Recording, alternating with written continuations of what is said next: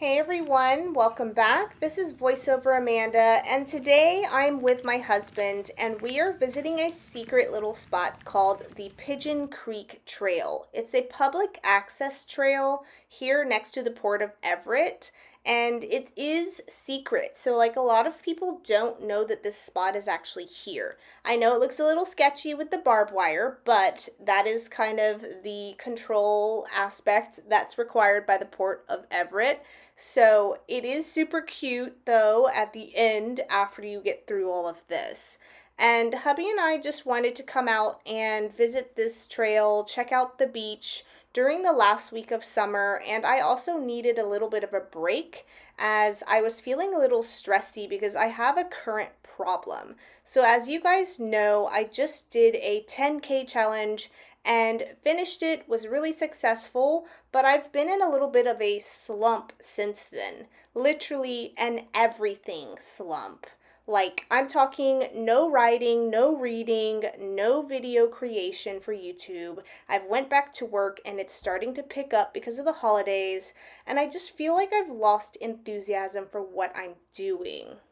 And not from doing too much. Obviously, I have my 6 month challenge, and that in itself is a lot. But I feel like I've lost a lot of my enthusiasm because of having to go to work and work a job that isn't something that I want to do. It's not bringing me satisfaction, and I'm working for someone else rather than myself.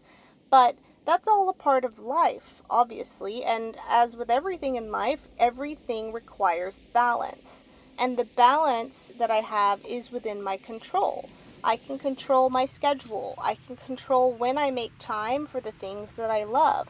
And the amount of myself and my emotional and mental battery that I give to things is also within my control.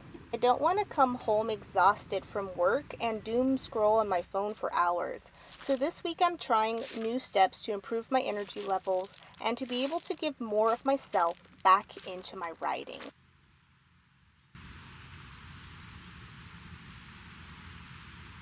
The first thing that I like to do is set clear boundaries.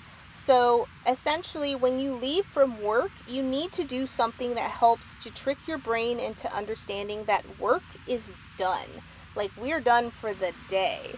And there are these things that you can implement called transition rituals, which are essentially the actions that you take between work and starting your hobby.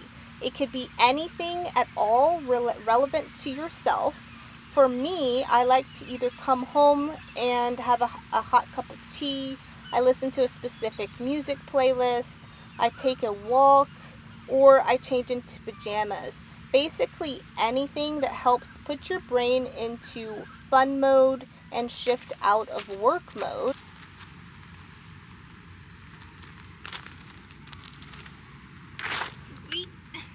The second thing that I'm going to be doing this week is preserving my energy during the workday. So essentially, saying no to perfectionism, because perfectionism is a very sneaky way to find out that you're giving way too much energy towards things that don't actually need as much energy that you're giving it. So, for example, sometimes we give 110% to tasks that really only require 80% effort. I'm going to be trying to accept that things are good enough instead of striving for perfection for everything when it doesn't need it.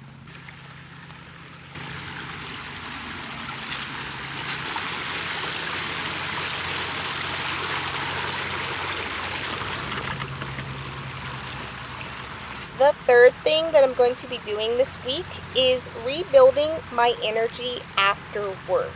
So when you are exhausted, you have nothing left to give, you cannot draw energy from yourself to do other things. You just won't have it to go around. And a lot of the time, what happens is we come home from work and we feel this sense of guilt or pressure to do things and check boxes and jump into hobbies, and we always jump into our hobbies with the most massive expectation and massive goals. But that's where it goes all wrong, because those massive expectations and large commitments that we put on ourselves just makes us even more exhausted.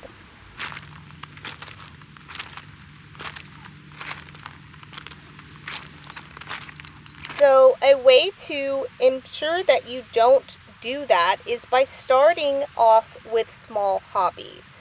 And this is just essentially giving yourself 10 to 15 minute segments to get started with what you want to do today. This takes off of the pressure, it takes off expectation, and it doesn't then require you to find some sort of energy source deep within yourself that you don't have in order to push through, because we want this to be fun, right? Like, it's a hobby for a reason.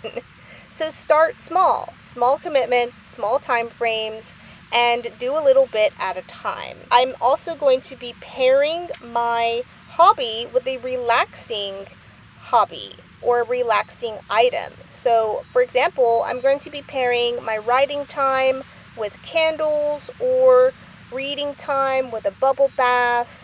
I like to do audiobooks with a stroll. And the whole point of this is that when you pair your hobby up with something that is relaxing, it essentially tricks your brain into thinking that what you're doing is fun, it's relaxing, it's not actually work. Because when it comes to like writing a book as a hobby, for example, it's fun, but the majority of it is work. Let's be honest.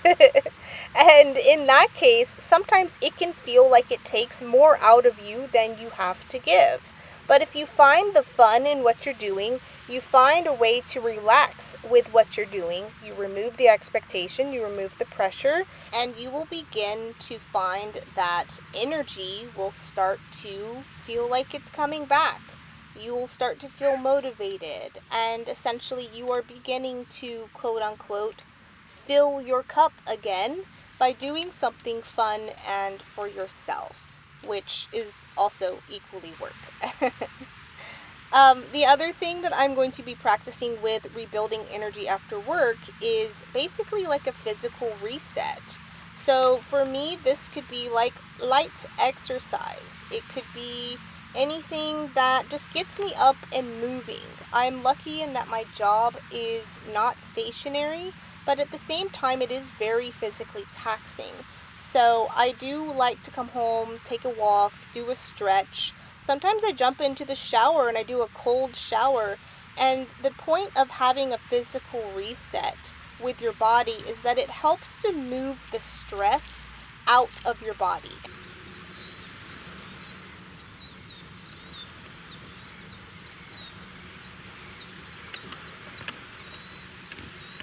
Honestly, stress from work is going to be a part of our life for most of our lives, and it's going to exist, so we have to find a balance. The sooner that we can find a good work-life balance that also allows us to protect our creative energy and be able to give that energy back to ourselves, the happier we will be. So if work is draining all of your energy before you ever get to write, here's some takeaways from this video. Set clear boundaries between work and home. Create a quick ritual to help your brain switch off, and protect your best energy for the things that you actually care about, like writing. Even 10 or 15 minutes a day adds up. Your creative life deserves as much space as your job, so give yourself permission to unplug from work and plug back into your passion. I hope you guys enjoyed this video. To anyone who's struggling with this, leave me a comment below and let's chat about it. Other than that, thank you so much for listening and tuning in. I am doing my best to battle this week, but I'm going to come back strong with another video soon. Bye-bye.